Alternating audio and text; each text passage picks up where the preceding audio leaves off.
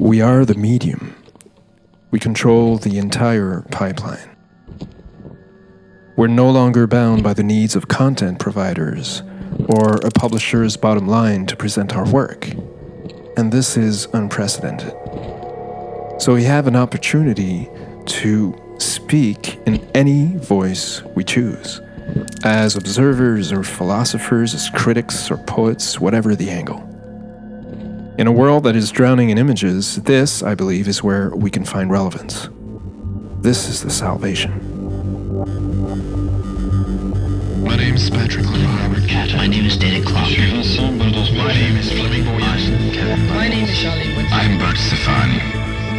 Don McCullin said, photography for me is not looking, it's feeling. If you can't feel what you're looking at, then you're never going to get others to feel anything when they look at your pictures. This is something that's very important to me. As a documentary photographer, it's imperative that people see my images and feel emotionally attached to them. I want people to go straight back to that moment in time, that time when the image was taken, and I want them to view that image as if they were there, as if they were part of that moment in time once again. For me, photography allows me not only to document my nomadic life, but it also allows me to represent my quite often epic and surreal take on reality. I like freezing these big special moments, and I quite often look for the epic in the ordinary.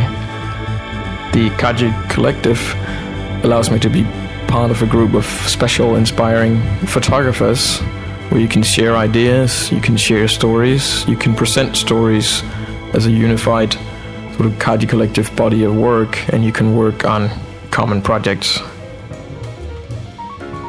I'm a documentary photographer from Scotland. I'm drawn to images that tell stories, and that could be a single shot or a sequence. I'm always chasing the next frame that forces me to look deeper, to wonder why it pulls me in more than the one that came before or the one that came after. A picture that asks more questions than it answers, from an orphanage in the Philippines to the intense face of a jazz musician in mid-solo. The camera forces us to look deeper than we would have otherwise done, to see more than what's on the surface, to look beyond.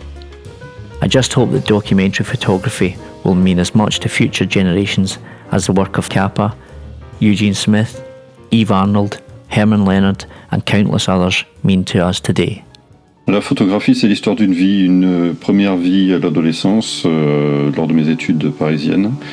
Et puis la redécouverte professionnelle de la photographie à l'âge adulte et en entrant au KAGE Collectif. Voilà, ça reste un cadeau pour moi, quelque chose d'invisible et à partager tous les jours. Le KAGE Collective, en fait, est un moyen d'apprendre et de partager un enrichissement personnel et collectif quotidien. One of the things that I like about working with this collective is that we don't have the pressures of a commercial outcome, of creating an image that's going to have a certain value or be resaleable in an immediate short-term way. We can create stories or even single images that just tell you something you didn't know or show you something in a slightly different way without necessarily having to promote something to you.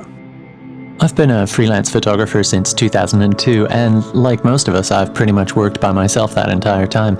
So being part of this collective lets me bounce my ideas off the other photographers doing similar work or different work in other parts of the world. I got started in photography because I felt the need to document life around me, and because I thought girls would find a guy with a camera cool.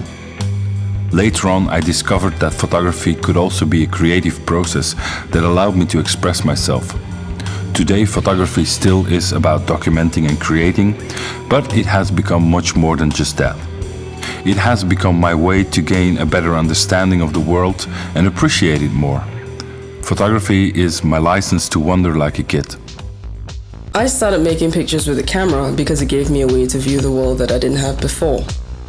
Being able to consider the world in these moments preserved and pay attention to the details I would not otherwise helps me grow both as a photographer and a human being by giving me access to many layers of meaning.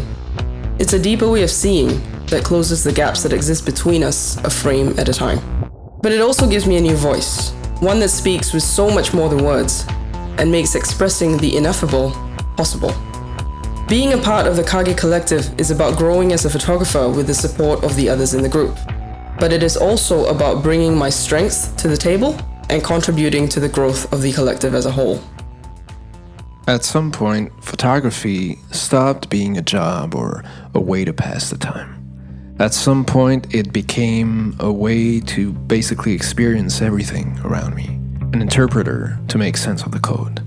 And from that point on, I've always strived for a certain level of intimacy to be present. And visual storytelling played a huge part in this because, in my mind, it's without limits. All that matters is the emotion that triggers a story, the truth of that initial impulse, and the strength of it.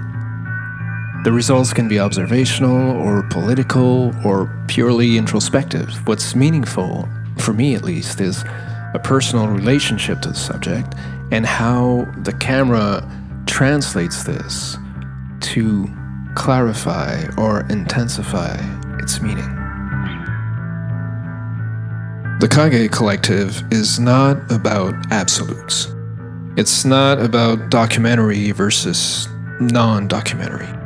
It's a vehicle to explore reality through words and visuals, all of reality.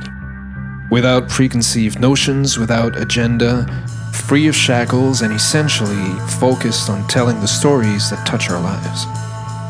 It's not just a public front and a collection of photographers on a website. It's also about friendship and supporting each other and keeping an ongoing conversation about what we do as individuals and why we do it.